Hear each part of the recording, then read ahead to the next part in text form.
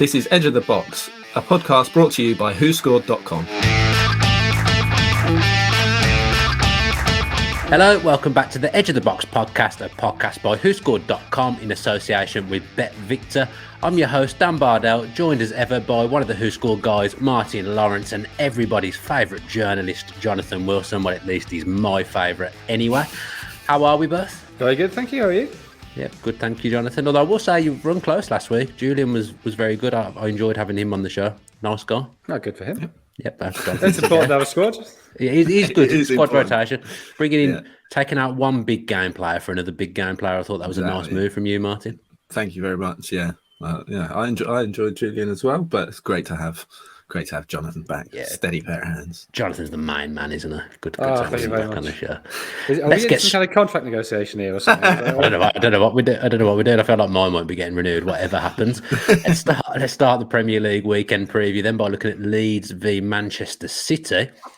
Jonathan, I feel like Jesse Marsch has done a good job since he's come in at Leeds, but you look at their next three fixtures and the relegation picture in general at the moment, and they're still in a little bit of danger. If you'd said when he came in that they go on a run, pick up 11 points in 5 games, they sort of thought, that'll be enough, that'll get them safe. But yeah, they've got Arsenal away, Chelsea at home to come after this game against City. They then have Brighton at home and Brentford away. So yeah, maybe by the end of the season that'll look a little bit more straightforward. But they're only 5 points above Everton, haven't played a game more, and 3 points above Burnley, and Burnley have Watford to play, and so and then it's Villa after that for them, isn't it? So Villa twice, 3 then relatively games they could get points from without anything weird having to happen, and so you think actually maybe Leeds are in a bit of bother still. But I also sort of think, particularly Arsenal and Chelsea at the minute aren't playing consistently well, so maybe they'll nick something there. And then they do have those two games at the end of the season when it's pretty unlikely Brighton and Brentford will have anything to play for. And I think by the end of the season, mid-table teams with nothing to play for is probably what you want rather than teams scratching around the bottom. So they of the three still in the fight, you'd rather be Leeds, but they are still in the fight. As Villa fans, Martin, I'm slightly anxious until we win another game that we might get pulled in. So, like we've said, Leeds, there's a very real chance still. Yeah, definitely. Obviously, those next 3 games, you wouldn't be surprised if they were sort of maybe within a point or two of the relegation zone after those 3 games, and then that does put pressure on, doesn't it? I would personally expect Burnley to leapfrog Leeds this weekend. They've got a better goal difference than Leeds, so that will worry Leeds fans if that happens this weekend, and they'll be looking over their shoulders. As for Villa, obviously Norwich this week. If we don't win that game, then I don't think I'd be too worried. Still, I think we probably got too many points on the board already. But I'd rather have more. And with 2 games against Burnley, who are fighting for their life, who could then sort of catch us up were they to win those 2 games, then that would start to look a bit worrying. But I think probably got enough points on the board. Yeah, probably the last team Leeds would want to face. Well, one of the last teams they'd want to face at the moment, especially with Burnley's unprecedented form, is Manchester City. City had a tough week playing against Real Madrid. A lot of energy will have been used in that game, Jonathan. Do you think they'll rest many here? Yeah, the priority for them is still the Champions League, given that's the thing they haven't won. I think they look at Leeds and think, even with sort of, nobody really has a second string anymore, but a sort of, 4 or 5 changes, that still should be enough to beat Leeds. They can still leave players on the bench and bring them on last half hour if they need them. I'm not sure I trust Leeds defensively at the minute still. And so you wouldn't have thought, your City's problem, in as much as they've had a problem this year, has been occasionally they've dominated games and haven't taken their chances. You sort of think that shouldn't be a problem against Leeds. So, I'm sure they'll rest 4 or 5, maybe more. But I'm not really sure that weakens them much. But clearly Real Madrid next week is the bigger game for them. Problems at fullback all of a sudden, Martin, for City. Fernandinho ended the game against Real Madrid. I think he's still trying to find Vinny Jr. from that turn in the second half. They've suddenly had a few injuries and problems stack up there, haven't they? Stones going off as well, who was already playing as an emergency right back. Yeah, I think that's sort of what maybe gets overlooked in these sort of title races. The fact that there's the part that injuries can play, especially in sort of key areas. And you're talking about, Liverpool and Man City are going to win every game till the end of the season. If they get injuries in certain positions, then it throws a bit of doubt. Obviously, Cancelo is back available, so he'll come back in and should be rested. So not too much of an issue there. Zinchenko will obviously keep his place. Obviously, where they didn't play, Sterling came off the bench, so he'll probably start. Grealish didn't play a minute. Gundogan didn't play a minute, so they're not bad players to come back in, are they? So, yeah, they've probably got enough. But there are certain players who I think maybe Pep will be reluctant to rest. I mean, the main one that you'd think, he should rest, is probably Kevin De Bruyne in the form that he's in. But he is in that level of form that there will be a concern that any points dropped at this stage does sort of hand the advantage over to Liverpool. So it's a tough situation for both managers to be in, really. So the 7-0 reverse fixture, that was the turning point for Kevin De Bruyne this season, Jonathan. Like Martin says, he's just in sensational form at the minute. 2-3 minutes into the Real Madrid game, he's scoring headers. He just looks the business again at the moment. Oh yeah, I mean, I think on form, he is probably the best player in the world. When he's absolutely at his peak, I think he's if I were in this imaginary situation where I get put in charge of a new franchise, I've got unlimited money. I love this, and I don't have any qualms about where the money's coming from. It's coming from a sustainable source. They don't torture people. It's fantastic money, the cleanest money available, and I can build a team for the future of the world.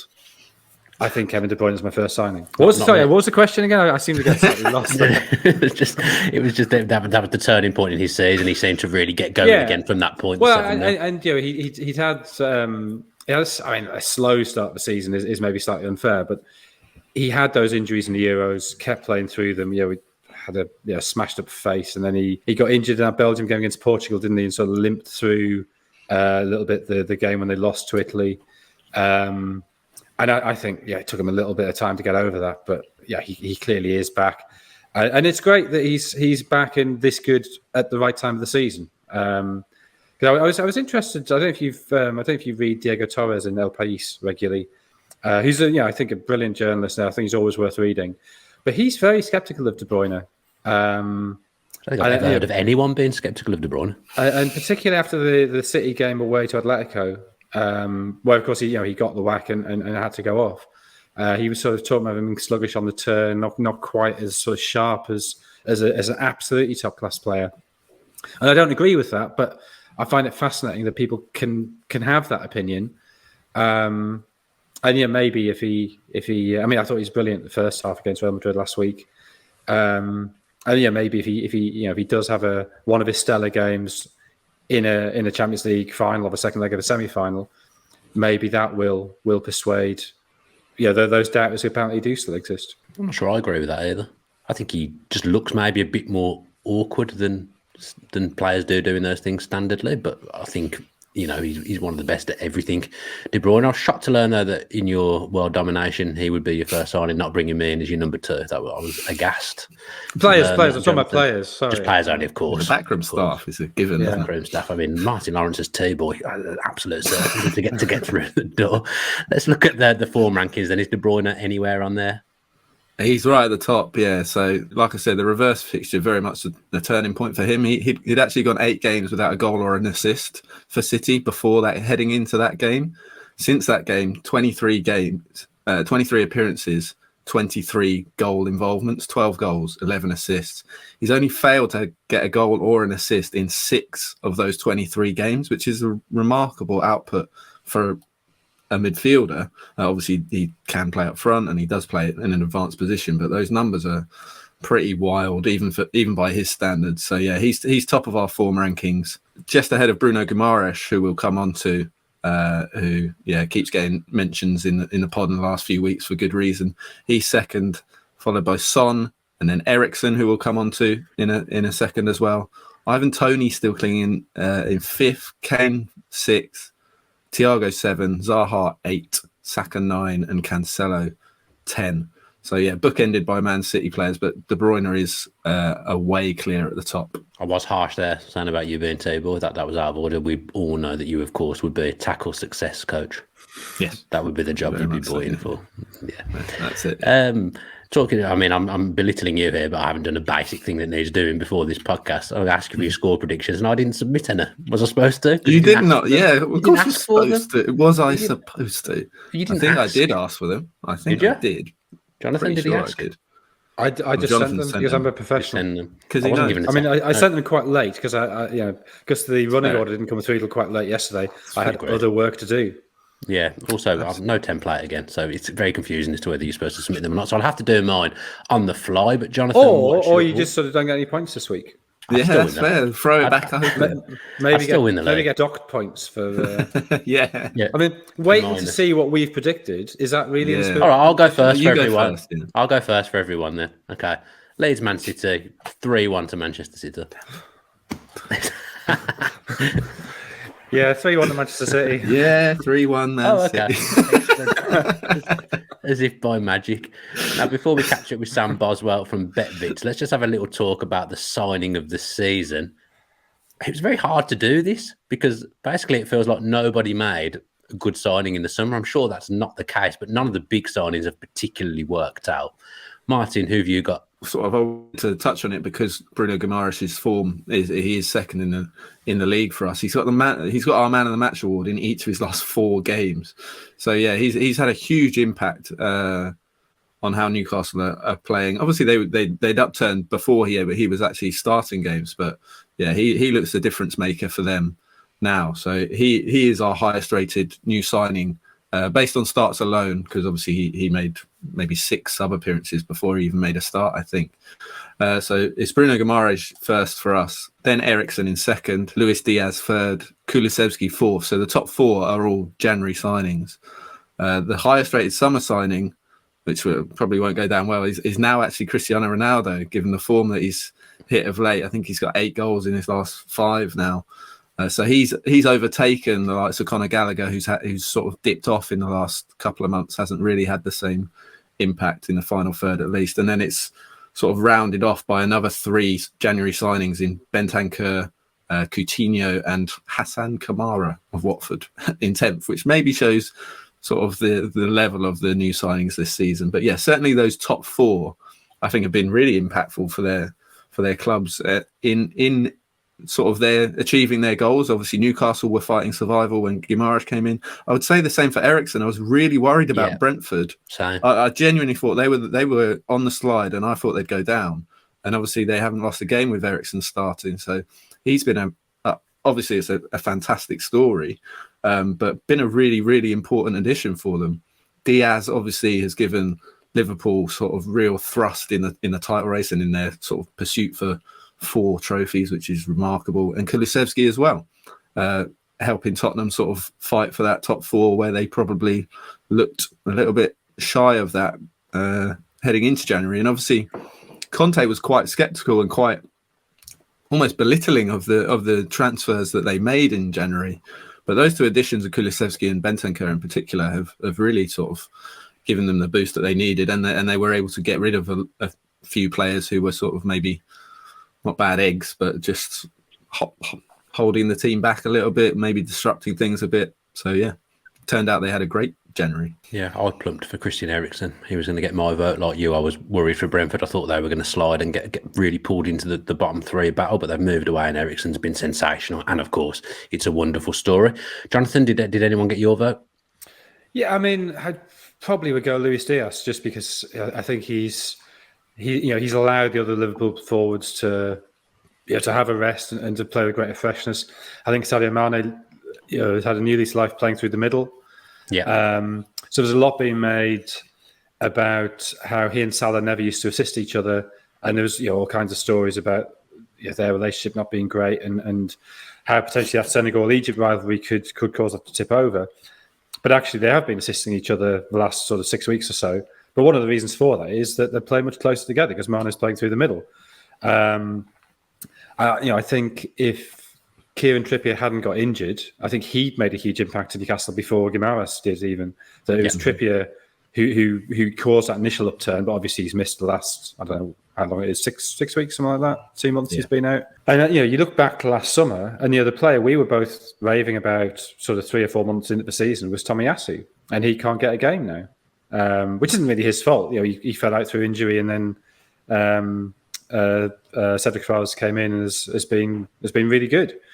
But I think he probably was the best signing or the most effective signing of last summer. Ramsdale as well, you can make a case for in the early months of the season, but I think his form's dipped off a bit.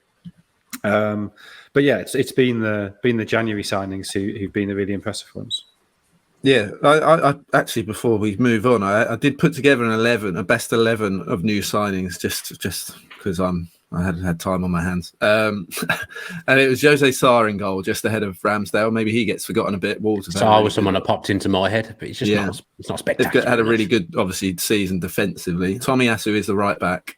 Kamara, who we mentioned, is the left back. The 2 centre backs are Dan Burn, who's obviously had a big impact as well at Newcastle, and Ibrahima Konate, who looks really solid. Specifically in the Champions League, he's been excellent. The midfield 3 is Gallagher, Guimaraes, and Eriksen, just at the point of that, and then the front 3 is Kulusevski, Diaz, and Ronaldo. So I was quite happy with that 11. It's a nice 11. Anything to add to that, Jonathan? Just that the algorithm overrates goals and Ronaldo shouldn't be anywhere near it. But, I think that. That's not even algorithm. There's not a lot of competition, though. To be fair, there's not a lot of competition for striker, like for a centre forward side. Like it's been a poor season for centre forwards. Yeah, in general, not just new signings. There's not really been. Yeah. Football has changed, hasn't it? Football has moved on from the goal-scoring centre-forward, bizarrely. Let's catch up now with Sam Boswell from Bet Victor and look at the relegation markets. We're joined now by Harry Redknapp from Bet... Oh, no, it's not. It's Sam Boswell from Bet Victor in his car. Sam, do you want to just explain why you're in your car in case people get concerned? Yeah, we're moving house today, and the missus has given me all of about 5 minutes off. It's absolute carnage inside, so I've decided to come out and chat to you guys about what looks a really tasty relegation battle this weekend to have another instalment, see who's going to edge closer to the drop. Yeah, and what's going on with those markets? It's quite an interesting one at the moment because Leeds probably aren't out of it. Everton, to me, look the favourites now, and Burnley have obviously been revitalised. Yeah, so Everton 5 to 6 favourites to go down. I think part of that comes when you flick through some of the fixtures they've had. Obviously, against Liverpool, for all they didn't have much of the ball, I did think they showed plenty of fight. Burnley 13 to 8. They have definitely been revitalised. Whether that run will continue or not is going to be down to, I suppose, just how much is going to be left in those players who have definitely shown a real upturn in form. Leeds United, though, 4 to 1. And I think that's a pretty big price when you look at who they've got to play. I watched the Palace game and I thought they were fairly, I'd say, more fortuitous than not to get the point out of that match.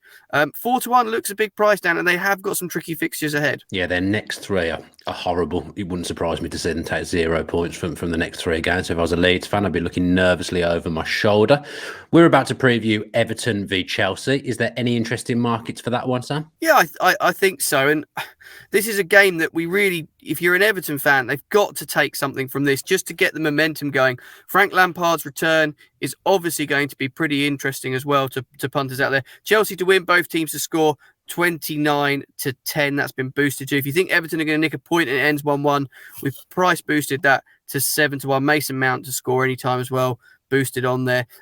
I wouldn't rule out Everton just finding enough to get a point here. I thought Chelsea didn't take their chances against Man United yesterday evening as we record this, and they got punished for that. Chelsea 3 to 4 to get the win at Goodison, 13 to 5 the draw.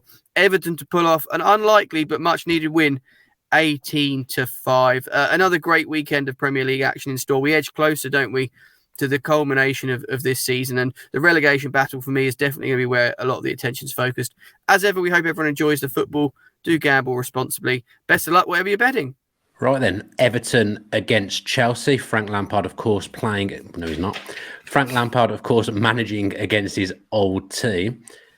Where does he sit in managerial appointments this season, Martin? So there's been 10 appointment or managerial changes within the season. So excluding the likes of Nuno, who's before the season, Bruno Lage. So there's now been 10 following the Sean Dyche, the surprise Sean Dyche dismissal.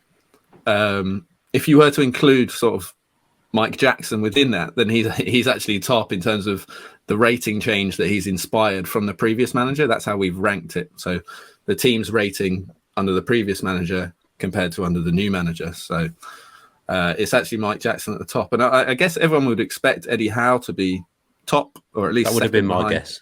Yeah, he's actually in our ratings. He's actually fourth. Still gone up a lot. The ratings improved 0.21, which is significant, and they've actually gone up 10 places. They were 19th when he arrived, and they're 9th now, which is pretty remarkable. So perhaps a bit harsh, but their rating still isn't great under him. But they've just improved markedly from Steve Bruce Ball. Jesse Marsh is actually second. Obviously, only 7 games for him, so small sample size again. If you look at managers that have had a sort of a decent run at it, it is Conte just ahead of Howe, followed by Gerrard and Smith, and then Ranić. So Ranić's 7th out of 10. Then it's Ranieri, then Hodgson, and Lampard is rock bottom of the 10. Their ratings decreased by 0.07. So Ranieri, Hodgson, and Lampard have all had a negative effect on the team's rating. Watford's an interesting one because they've actually got, I think it's Hodgson's got 8 points, Ranieri's got 7, and Xisco got 7 in his 7 games in charge. So they've all got the same. So they've had no new manager bounce whatsoever throughout the season, despite making 2. So yeah, Lampard is rock bottom in our ratings in terms of the change since he took over. I don't even know where to go with that, Jonathan. I'm hoping you've got something to say off the back of what Martin just said. I think the odd thing with Everton is that they actually started the season really well. Yeah, I think did they have 14 points from 7 games? I think that's true. Yeah, something like that. Yeah. And then the injuries hit. You know, Yerry Mina got injured. Dominic Calvert-Lewin, I think, was injured after 3 or 4 games, wasn't he? Mm-hmm. And sort of they slowly accumulated those injuries, and then confidence was lost, and they could never get it back. And I know Benitez was massively unpopular with Everton fans, but I still sort of think that they'd been better off. I don't know. Maybe they reached the point of no return that the atmosphere was too negative and it just couldn't go on. But once you've started to reshape the squad to a manager's vision, to then sort of pull the plug on that, sort of, not even halfway through that reshaping. So that, the Luca Dean situation just seemed very, very odd. Yeah. New signings have come in who don't really seem to fit or make any sense. I mean, Dele Alli's done. I mean, maybe that's a Dele Alli issue, but has done nothing. Van der Beek's barely made an impact.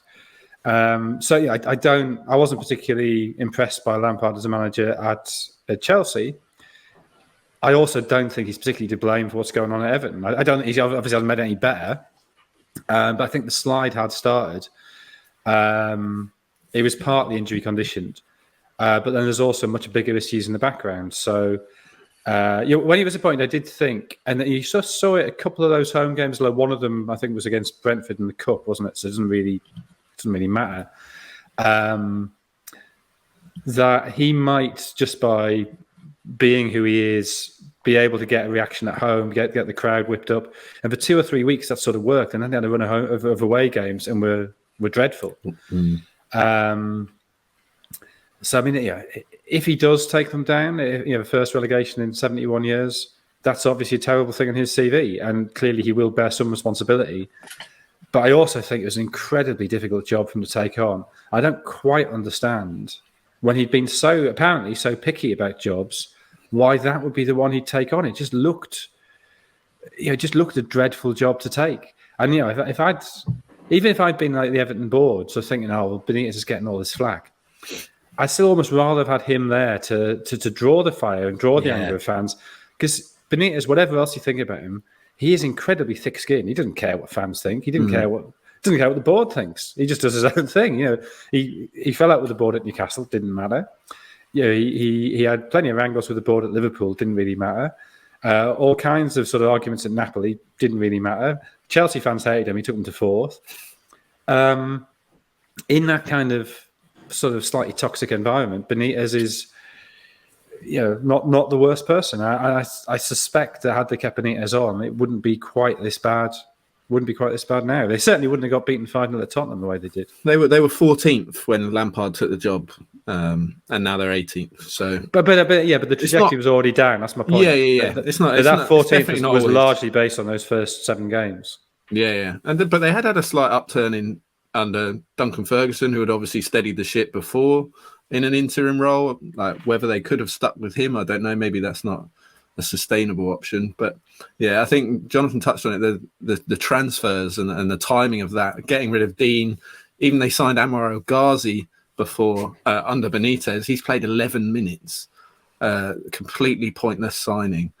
Just not joined up thinking, which is what you've come to expect from Everton. And they were probably the only club in the league who maybe made their better signings in the summer. With Gray and Townsend had a good start to the season and have almost been phased out a little bit. It cost like 1.6, 1.8 million. Yeah. And then they went after maybe some names, some profiles with Van der Beek, likes of Van der Beek and Ali, and that hasn't worked. So, I mean, watching that game last Sunday, the idea that their net spend was bigger than Liverpool's over the last 6 years is just, And it wasn't just that, it wasn't even that they were outplayed. It was that they didn't even try to play. It was they went in that game and said, we're not going to score a goal here. We're going to try and keep you down. If we can keep you down to 0, brilliant. But basically, we don't want to ruin our goal difference. And that was, that's how you go into the game if you were, a conference side playing a Premier League team in the FA Cup. So I think, well, keep it to 0-0 and maybe we nick a corner or something. The idea that you were the biggest spending team is awful. I mean, it's just, I can't think of another club in English history that's been so spectacularly mismanaged. I mean, obviously, there's clubs that have gone bankrupt, but in terms of a club of that sort of stature, that's probably not going to go bankrupt. To waste that much money. Yeah, I thought I was going to say something else. I ran out of steam. Sorry, okay. I thought I'd try and do my tone of voice rather than by actually saying words. Do you want to finish? It is very bad. It's bad. It is bad. That's your turn, Dan. Come on, Dan. You're cute. That stat is incredible. To have a bigger net spend than Liverpool over the last 6 years, that's one of the strangest things I've ever heard. I know it's happened. It just doesn't make any sense when you look at the two teams. Strange things. Have you got a flying saucer over your left shoulder? No, it's a light. It's a light. Right. Okay. Of course, I shimmied the wrong shoulder there because obviously the way you see yourself on the screen. No, it's just a light. No flying saucers here. But yeah, the mismanagement from Everton all over the club, and now they've got this new stadium, Martin, as well. If they go down, that is an absolute disaster. Yeah. There's been a lot of talk recently about whether they would be the biggest club to go down. I know you and I would have a word to say about that, but they've been in the top three. Yeah, and Jonathan would have a word to say about that as well. Yeah, relegated many times, so just surely used to it by now. Did you froze or did you just not have to? I just understand the cheap jive. I mean, 6 league titles, that's all I'm saying. Yeah. Let's look at Chelsea now. I watched them last night against Manchester United. Pretty dominant performance, but really didn't do enough to get the ball in the back of the net. There's going to be a bit of a rebuild in the summer. Now, Martin asked us, Jonathan, to come up with 5 players to do this rebuild around. And I only came up with 4, and one of them I'm not really 100% sure of. Did you manage to get 5? Well, I think there's 2 who are really obvious, who are Reece James and Mason Mount. Yep. Yeah. Had them. I think it's really difficult. I mean, Mendy, there's no reason to replace Mendy. Mendy's very, very good. So you'd build the side around him, though, would you? Yeah, but Mendy's secure. You're not. Is he very good? He's pretty good, I think. And he's not a priority, is he? To change him? No, I agree with that. The goalkeeping priority there is to offload Kepa. That's a huge loss. So there's 3. Defense obviously is going to be obliterated. The middle of defense. So I guess even though he's 342 years old, Thiago Silva, you are building the team around because he's still playing very, very well, and isn't playing like a 37-year-old. And it looks like Rudiger's going now. Christensen's going. Aspilicueta's position's in doubt. So for some kind of continuity, I think you want him. I guess you then say Havertz, but I think Havertz has been brilliant, but he is a very, very talented young player. And I think now you can see that the preferred front 3 is Mount, Havertz and Werner. But the problem is, as we knew last season, that doesn't have enough goals in it. And they tried to sort that by bringing in Lukaku. That hasn't worked. I think you look at the midfield, And you probably say Kovacic just because he's the youngest of the three, but he's 28. Right. But I think probably realistically, you're looking at Kante and Jorginho, who are 31 and 30, and thinking, because their contracts expire in next summer, don't they? 2023. Yeah. Mm-hmm. So one of them, you probably say, okay, we'll keep one and move one on, just to keep make sure we're not aging together. So I don't know. I personally, I think if you're keeping Kovacic, Kante gives you something a little bit different. Jorginho and Kovacic, I think, do many similar things. So you move Jorginho on. So you then have Kante and Kovacic is sort of your two deep line midfielders. So have I got up to 7 there? I think. I think you've passed 5. Yeah. So Mendy, yes. Thiago Silva with a level of reluctance, but acknowledging that in a year or two you've got to replace him. Reece James, yes. Chilwell, assuming he comes back from injury, not a problem there. Kante and Kovacic, Mount, and then question mark over Havertz and a question mark over Werner. Yeah, well, I had Mount and Reece James. I had Havertz, but for me, I don't think he does enough. I think arguably Werner does more for that team than Havertz, but maybe that's just me. Chilwell, if when he's fit again, no problems. Like Jonathan says, my 5th one was Conor Gallagher coming back next season. I think Tuchel really likes him, and that is an immediate younger player coming in that midfield. Yeah. So Gallagher coming in for Jorginho, I think makes sense. Or if they get a massive offer for Kante, then take that. But yes, that would make sense to me. They were my 5. Martin? Very smart, Dan. I didn't even think of that. Gallagher, well done. I assumed that was what we were getting at with that little game, but obviously it was just me. So the top 5 in WhoScored ratings out of starts are Chilwell. Obviously, not a lot of starts, but agreed. If he's fit, then he's a very good left wing back in that system. Kovacic is 2nd, James 3rd, Mount 4th, and 5th is the one that was sort of the interesting one to me. From starts alone, it's actually Ruben Loftus-Cheek, and he's a player who maybe he's not a player to build around, so to speak, but he's a player you wouldn't have even considered would be in the reckoning to keep around ahead of the season, really. And he's done a real job for Chelsea in a number of different positions. So a handy player. But you can't build around him because you can't trust him to be fit is the issue. No, I'm not saying get rid of him. I mean, I think he has had an impressive season. Yeah, a good squad player who may graduate to something better, but at the minute, because he never plays more than 20 games a season, you can't rely on him. Yeah, I think he has stayed. I don't know if he's had injuries this season or whether he's obviously just rotated in and out. I think he's he's got 11 league starts and another sort of 12 sub appearances. So I don't think he's really had too many fitness concerns this season. But yeah, I do take your point on that. So yeah, those are our top 5. But Gallagher's a very good shout as well. But the one that I'm I would probably be looking to offload Kante of the players that you could make a bit of money out of. Like Jonathan said, they're out of contract next summer. He's 31. Sorry. So yeah, he's a player who I think has been on the wane for maybe 2 seasons now. Had an excellent sort of knockout phase of the Champions League last season, didn't he? He was superb in that sort of latter stages of that. But in general, yeah, I think he's actually sort of regressed a fair bit over the last 2 years. So he'd be one, especially if they have genuine sort of designs on bringing someone like Declan Rice in. If they were to make that move, then you don't need N'Golo Kante. Obviously, it's great to have options, but that sort of midfield doesn't really. It would work. It wouldn't be a problem, but they are similar players. So, yeah, he'd probably be one I'd be looking to cash in on, as well as obviously they've got big problems with Lukaku and how they manage that situation. But yeah, they're going to need to make some money out of players as well as sort of just moving them on. That's what they've been good at though over the last few years. Chelsea, they've always managed to do generally that. With young academy products. Yeah. I'm just starting to think about Declan Rice and Conor Gallagher as a potential homegrown Chelsea central midfield, and that excites me. I think Declan Rice is going to do another year at West Ham by the sounds of things. Let's get our predictions for this one then. Everton v Chelsea. I'll have to go first, don't I? I will go for 1-1. 1-1. Channeling my inner Jonathan here. Scores. We're not that bold. We're going 2-1 Chelsea. 2-1 to Chelsea. I'm not really sure what I'm basing the 1-1 on, but I think they've maybe had a few 1-1s at home recently, and that stayed fresh in my mind. London derby next, West Ham v Arsenal. West Ham unlucky to lose to Frankfurt at home last night. How big a risk is it them, Jonathan, for banking on the Europa League? Because if they finish 7th and 8th, they may not end up in Europe at all. Well, 7th to get Conference League.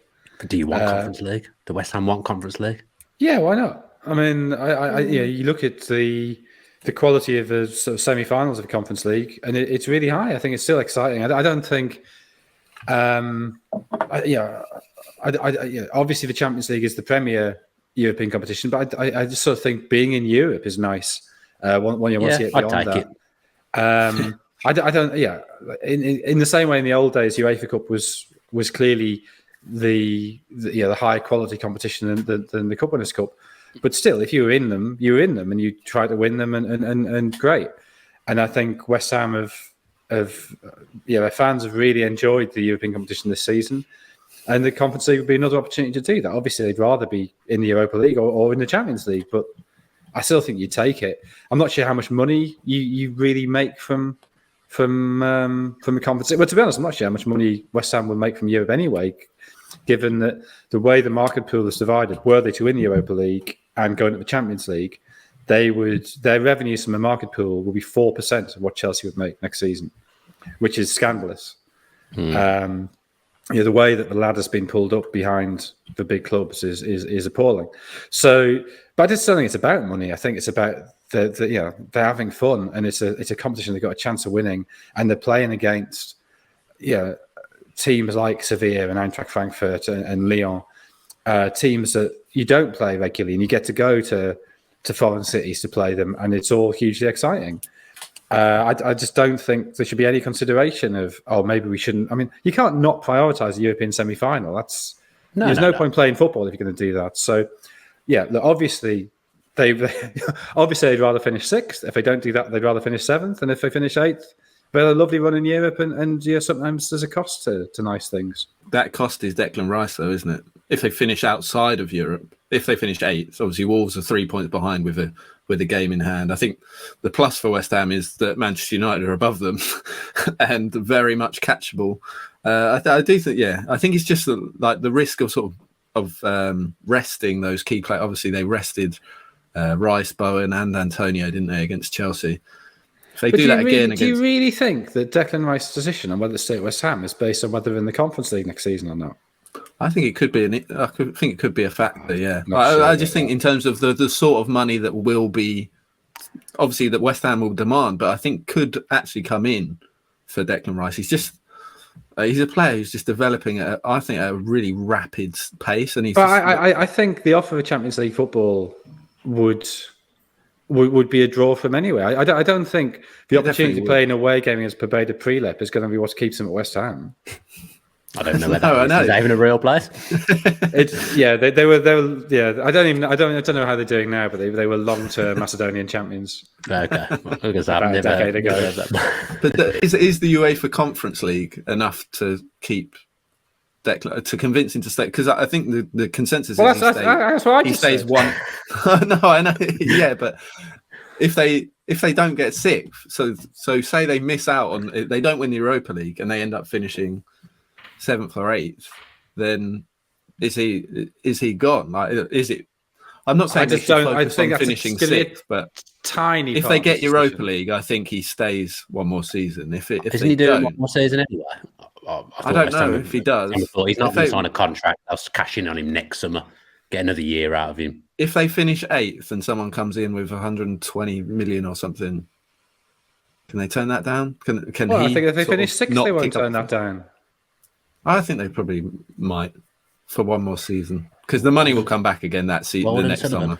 Golden Sullivan like a bit of money, let me tell you. They do, but it will be back next summer. He's that good. Like, there's no risk that he there's a risk he gets injured, and Rice himself might sort of think, well, Chelsea are offering this now, or whoever. I don't think he'd go to Manchester United now, but I think if Chelsea came in with a good offer, if the new owners look exciting, you might he might think, well, I get to play with my mate Mason Mount again, and I get to play Champions League football. I don't have to slog around Macedonia every Thursday night. I don't know why I'm slagging off Macedonia. I'm sorry, Macedonia. That team you mentioned has definitely been in a Wilson book at some point. 100%. I know they've been in a Wilson book. The next novel. I think there's a significant. My novel's available. It's called Streltsov. To be honest, it's a very moving book. So I'm tearing up just talking about it. I think there's a very good chance Rice might leave anyway in the summer. We spent a lot of time on Declan Rice here, longer than anticipated. But if less Chelsea gets sorted, there's nowhere for him to go. City and Liverpool aren't coming in for him. There's talk of City. There's talk of City recently, like the last week. I don't think they will, just because we got. I'm not saying they shouldn't, by the way, because I think he's exceptional. But I just think it's Chelsea or Fernandinho leaving means they do need a player in that position. I mean, obviously, that's you're going from a 36-year-old very much fringe player to somebody who be absolutely at the heart of your plans. And when Rodri's done so well this season, maybe there's no need to do that. But on the other hand, they've got the money and he's a brilliant player, so maybe you do. Yeah, and you wouldn't want to watch Chelsea sign him if you're Man City, basically. That's also not that true, they're that close. No, that's true. Well, let's come back onto the West Ham v Arsenal game a little bit. Then someone we missed out actually on the signings of the season, who I did think of and then forgot about it again. Ødegaard, he's captain at the moment, potentially going to be captain next season full time.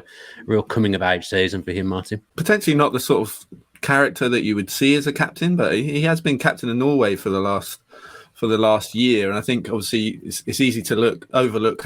Obviously, being so young still, what a journey he's had in the game. What was he, 15 when he sort of burst onto the scene in Real Madrid? I can't remember how old he was when they signed him, but maybe 16.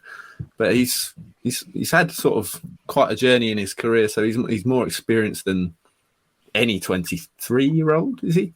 That you'll find really. But yeah, he's really developed, and I just think he's embodying now everything that Arteta wants, and it's the work rate off the ball as much as the sort of improvement in his creativity on it that's been sort of most impressive. I think his tackles per 90 have almost doubled from last season. Don't ask me what his completion rate is, because I haven't looked it up. But his tackles per 90 have almost doubled. Since over his last 20 games, over each player's last 20 games in the Premier League, he's joint with Kevin De Bruyne for the most chances created from open play. So I think when he came in and had that loan spell last season, he was just maybe a little bit safe, which can be the case for young players coming into a new league. But I think what was telling, he had a nearly a 91% pass accuracy, which for an attacking midfielder is outstanding, but maybe points to the fact that he was just sort of playing too safe. So you wouldn't usually sort of praise it, but his pass accuracy's dropped by over 5%. That's just telling in the sort of passes that he's making. And when you looked at it at the start of the season, you'd think he was the one that would be rotated in and out with Smith Rowe, maybe Martinelli, but he's pretty much first name on the team sheet, maybe even ahead of Saka now, just in terms of his importance for that side and the press and the creativity that he's now bringing. He's really kicked on this season, and it's just a case of can he avoid the Arsenal captain curse, I guess. Because they haven't had a great captain for a while. Let's look at combined 11 then. So I'm excited about this combined 11. I just think this will be a really good team, bar striker. Jonathan, did you do one? I did. Do you want me to I think we could be very close. I think this is the closest we could ever be to Who Scored and Jonathan 11. I'm going to jinx it completely, but I'm going to say the same. I think you're going to be exactly the same. Oh, let's go for it. Well, I've gone John Lukic in goal. Yeah, good goalkeeper. This is only players who are available for this game, right? Yeah. So I've gone. We had Julian on last week. Martin didn't tell him the rules. No. So I've gone Fabianski in goal. I would have had that as well, but that's where we've gone wrong already. I've gone fullbacks, Cedric and Cresswell. Gabriel, left side centre back, right side centre back, Umdenard, and I've gone for White just because he plays with Gabriel regularly. Back in midfield, Rice, obviously, and Souček. Odegaard just in front of them, Antonio the centre forward, and then Bowen right and Saka left. I'm going to be honest, you didn't go the way I thought you would with that, Jonathan. It ended well. Yeah, so there are a few changes, but not a lot. It's better than usual. So we have got Ramsdale, despite that dip off, but it is now very, very close between him and Fabianski. The rating difference is 0.02. The fullbacks are Tomiyasu, now he's back fit, ahead of Cedric, and Cresswell on the left. Our centre-backs are Ben White and Kurt Zouma. I know you won't be having Zouma at all, and that's fair enough, but Zouma ahead of Gabriel. It can't affect his ratings, unfortunately. But yeah, back in midfield, Rice, Souček. Yeah, the front six completely the same. So Rice, Souček, Ødegaard, Bowen and Saka flanking Antonio. So, yeah. I assume Partey may have been into the Souček, probably based on this season's form. Yeah, but injured, yeah. Score predictions then. I have to go first. I will say West Ham 1, Arsenal 2. 1-1. 1-1. Martin? West Ham 1, Arsenal 2. I've managed to do well so far. You're matching with someone every game. So yeah, good skills from me. Safe. You're going too safe, Dan. You're going too safe. This is cowardly. Have we got the table? Do we know where we are recently? We don't. I said this to producer before we came on. He's gone out the window predictions because I don't want to talk about it. It's not important anymore. It's the game. Well, we missed too many. We'll bring it up for the last episode. Don't worry. And then other people have done my predictions for me, and it's really thrown Jonathan off. Yeah, I mean, he was already doing so well. He's ruined his season. Other people doing them for him, hasn't it? Yeah. I was timing my run for March, April, and then it is. I suppose it is difficult. All these injuries, ins and outs. Yeah, it's hard to get any consistency. We move on now to the just a minute section. Jonathan, you're up first. Newcastle against Liverpool. Yeah, I think this might be quite difficult for Liverpool, actually. They've been in great form this year. Only lost games they could afford to lose. Jurgen Klopp isn't happy that it's a 12:30 kickoff on a Saturday. They probably can afford to go quite hard at this, given that the Villarreal game should be wrapped up, but there's got to be half an eye on that game coming up next Tuesday. And Newcastle have been playing really well recently, up to 9th, taking 32 points from 15 this year since that defeat to Cambridge in the Cup. Bruno Guimaraes in great form, as we've said.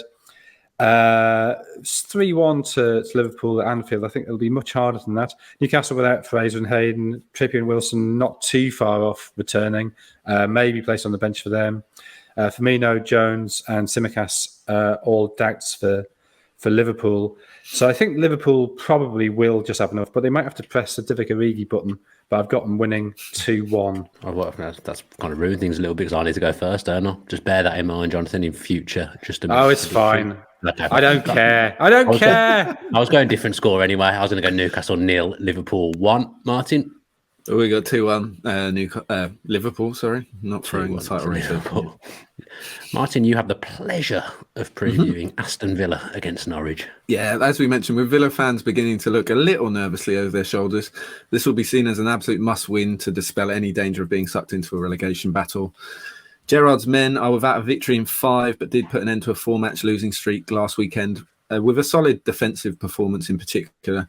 Record signing from Norwich, Emi Buendia, has now started just once in the last 2 months and has found the signing of Philippe Coutinho something of a blocker to progress that he had made. The Argentine continues to look bright in cameos off the bench, but will no doubt be becoming a little bit disillusioned at the moment. So return to his former club for Villa fan Dean Smith, whose Norwich side desperately need 3 points, or they could be relegated this weekend.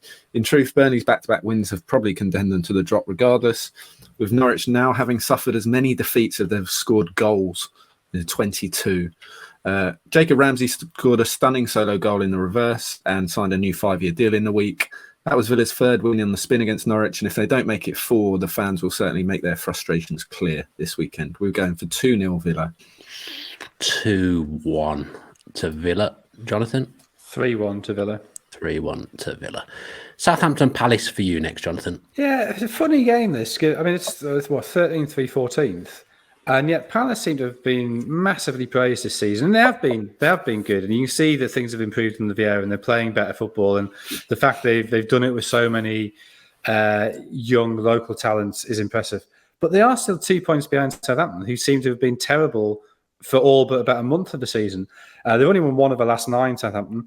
Palace, their form has dipped away, possibly partly because of their cup exertions. 1 draw and 3 defeats in the last 4, including that cup semi-final defeat to Chelsea. But every time they seem to get going and get some momentum and get some praise, things go wrong for them. Livermento's out for Southampton with his ACL, which is keeping out for the season. Mitchell and Milivojevic doubts for Palace. It was 2-2 at Selhurst Park earlier in the season, but given how bad Southampton's form, Palace should just nick this. I'm going to say 2-1 to Crystal Palace. I will go 1-1, probably a James Ward-Prowse free kick. Martin? Yeah, 1-1. 1-1 as well. Martin, time for Watford against Burnley. Yeah, as we touched on earlier, this is sort of the battle of the new manager role against the new manager bounce. Watford have only got 8 points in 13 matches under Hodgson, which is only one more, as I mentioned, than they got under Xisco Munoz in 7 games at the start of the season. They've now lost a remarkable 10 games in a row at home, which is 4 more than any other team in Europe's top 5 leagues have lost all season as hosts in a row. Mike Jackson and co have picked up 7 points from just 3 games by comparison. And the decision to dismiss Sean Dyche is looking something of an inspired one, having been widely ridiculed at the time. Including the Clarets couldn't. Yeah. Well, I did. I should say this is going well into my minute, but I did want to raise the point of whether there was some reasoning behind it. That was the talking point, wasn't it? So I'm taking some credit. The Clarets could. The Clarets could move 5 points clear of the drop and leapfrog Leeds in the process with a win. Third win in a row here. That's something that they've not managed in the league for over 3 years under Sean Dyche. Vidra was the match winner last time out and should start against the club for whom he scored the most goals in his career with 38. Defeat here would all but relegate Watford as well, leaving them needing maximum points from their remaining 4 games and hoping Leeds lose their remaining 5. Difficult to see beyond what would be a significant step towards a great escape for Burnley. 2-0. I'm going to chuck in a 0-0. Why not? And I'll split the difference and say 1-0 Burnley. 1-0 to Burnley. Thank you very much.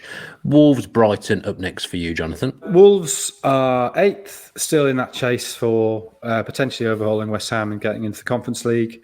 They're 3 points behind West Ham. They do have a game in hand. The issue they've got is they do have the top 3 still to play. So it's a maybe that'll be too much for them. They are 8 points above Brighton and 11th, though. Both teams have had pretty odd form in the last sort of month or so. Wolves have won 3 and lost 6 of the last 9. Brighton, having had that run of 6 defeats in a row, have improved a bit in the last 5 games, 2 wins, 2 draws, and that defeat to City, which I think you probably forgive them. But still, as ever, their problem is scoring goals. Wolves also don't really score many goals. Basuma suspended, Modo out, Lamptey and Sarmiento are doubts, Podence and Kilman are out for Wolves, and Ruben Neves might be back after 6 weeks out, but probably won't be starting. It was 1-0 to Wolves at the Amex, and I fancy them to do the same again. 1-0 Wolves. 2-0 away win, Brighton. Martin? 1-0 Wolves for us as well. Your last game to look at is Tottenham v Leicester, Martin. We'll say last week when we had someone else on, Jonathan, Martin gave himself more of the work, but when it's back to you, you have to do more games. Yeah. I hope that's reflected in the fees. Very much so, yeah. Did you intro the game that I'm doing? I think I did. Did you? No. Okay. Well, if I didn't, Tottenham v Leicester. Off you go. Thank you very much. Tottenham will hope to leapfrog Arsenal back into 4th, even if only momentarily, with a win ahead of the Gunners' trip to West Ham, with both sides facing potentially favourable opponents. Like the Hammers, Leicester will undoubtedly have an eye on their Conference League second leg at Roma next week and certainly looked subdued in last week's stalemate with Villa. They only mustered 1 shot from inside the box against Villa last week. Having dropped 5 points from the last 2 matches, failing to score and being outshot 27-14 by Brighton and Brentford, Antonio Conte will demand a response from Tottenham. Harry Kane is now without a goal in 5, but has scored a remarkable 16 goals in 13 Premier League appearances against Leicester, with whom he had a short loan spell alongside the fit-again Jamie Vardy in 2013. Tottenham scored 28 goals across their last 10 meetings with Leicester, who have 16 themselves in that time in this fixture. So here's hoping these two don't record back-to-back 0-0 draws. We are going for 3-1 to Tottenham. I'll go 2-1 to you, Spurs. No, not Martin. Jonathan? 2-0 Spurs. Confused myself by saying you Spurs. It completely threw me. I'm my own worst enemy when presenting. Last game to look at, Jonathan, is Manchester United against Brentford. Brentford are in great form at the minute since they brought Eriksen in and Tony returned from injury. They both came for bench against Newcastle. And although they lost that game, since then they've taken 16 points from 7 games. They're now up to 12th and absolutely flying. Relegation those relegation fears are a distant memory now. United won it 3-1 at Brentford, but their form has disintegrated since. They've only won 2 of the last 11 in all competitions. Only scored 9 goals in that time, which Ronaldo's got 8, which I think sums up the problem for them. That Ronaldo does keep scoring goals, but he causes huge amounts of problems elsewhere on the pitch. Loads of injuries to both sides. So Fred, Sancho, Cavani, and Wan-Bissaka are all doubts for United, while Shaw, Pogba, Maguire definitely out. Onyeka, Jorgensen, Goddard out for Brentford. Pinnock and Canos are doubts, but Aya and Norgård should return. I'm going to say 1-1. I'm going to go Manchester United 1, Brentford 2. Martin? Same. Oh, 2-1 God, Brentford. I thought I was being so edgy and cool and niche, calling Brentford to win, and then you've done exactly the same. Really, really disappointing because I went so big in the way that I did it. I think we've got a Saturday 3 p.m. treble, haven't we, Martin? I've thrown in. Week. I'll get it out of the way. It's me that cost us again. Yeah, I've thrown in a Sunday treble as well because we didn't have a bet builder for this week. Ooh. So yeah, the Saturday one, the Who Scored tip for that one is score draw in Southampton against Palace. Both teams have scored in the last 6 meetings between the two at St Mary's, and they rank equal third and equal first respectively for draws this season. 27 draws between them. So score draw all over it. That one for us. Dan, you went for Villa and over 2.5 goals. Is that right? I did against Norwich. Yeah, and Jonathan. And I went Burnley to beat Watford under 3.5 goals in the game because neither side scored many goals, and Burnley are better. Banker. I reckon that's could a have good gone under 2.5 there, and you'd have been okay. I would say. You could have, but why take the risk? Yeah, why take the risk? Exactly. Yeah, Matt. I've brought 2-1 into the equation and 3-0. Yeah, so you've thrown them at the door. Go on, so Martin. The treble for that he goes in there. What does it come out as? It was 31-1, which seems big to me for that treble. Boosted to 30. Yeah, I know. 36-1. They've boosted that. So yeah, just to recap: Villa and over 2.5 goals against Norwich, Burnley and under 3.5 goals against Watford, and a score draw in Southampton Palace, 36-1. Mr. Victor, I think you've got that wrong. And then we've kicked in a little Sunday treble as well for the 3 games. The first one is Kane to score, as I touched on his record against Leicester. He's got 12 goals in his last 9 games against Leicester. They're his favourite opponents. Arsenal to win and both teams to score against West Ham. Just think West Ham will take their eye off this game and have it firmly on the Europa League. So we see an Arsenal win, and both teams have scored in 9 of the last 12 at West Ham in this fixture. And Chelsea to win and over 2.5 goals. They've won 9 of the last 10 away games, and they've been over 2.5 in 5 of the last 7 of those. So yeah, Kane to score, Arsenal win and both teams to score against West Ham. Chelsea to win and over 2.5 against Everton. That was 14-1, but they've boosted it all the way up to 20-1 for that as well. So 2 good treble prices there from Bet Victor. Very happy with those. Thank you to the guys at Bet Victor. But obviously, if you are getting involved in any betting this weekend, we ask you to gamble responsibly and only bet what you can afford to lose. 2 that are well worth getting on there, I will say. Yeah, I like them. I'll be on a real chance to take some money off Bet Victor and have their pants down, which we like to try and do. That does us for this week's iteration of the Edge of the Box podcast by WhoScored.com in association with Bet Victor. Do join us again next week when we preview the Premier League action as always. If you're not subscribed to the channel with your post notifications on, then if you could please do that, we'd really, really appreciate it. As I say, we'll be back next week. Enjoy all the football at the weekend and stay safe.